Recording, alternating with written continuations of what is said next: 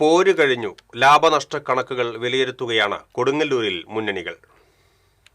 കേരളത്തിൽ ഏറ്റവും ശ്രദ്ധേയമായ മത്സരം നടന്ന നഗരസഭകളിലൊന്നായ കൊടുങ്ങല്ലൂരിൽ വോട്ടെണ്ണാൻ മണിക്കൂറുകൾ മാത്രം ബാക്കി നിൽക്കെ രാഷ്ട്രീയ പാർട്ടികൾ ആത്മവിശ്വാസത്തിലാണ്. 28 മുതൽ 30 സീറ്റ് വരെ ലഭിക്കുമെന്ന കണക്കുകൂട്ടലിലാണ് LDF. സീറ്റ് എത്ര കുറഞ്ഞാലും ഭരണം കയ്യിലിരിക്കുമെന്നാണ് അവരുടെ പ്രതീക്ഷ.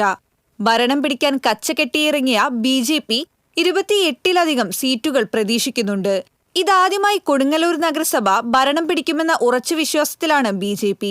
ഭരണം സ്വപ്നം കാണുന്നില്ലെങ്കിൽ കൂടി നില മെച്ചപ്പെടുത്തുമെന്നാണ് UDFന്റെ കണക്കുകൂട്ടൽ. ഏറ്റവും കുറഞ്ഞത് 5 സീറ്റെങ്കിലും കൈപ്പിടിയിലുണ്ടാകുമെന്നാണ് UDFന്റെ പ്രതീക്ഷ.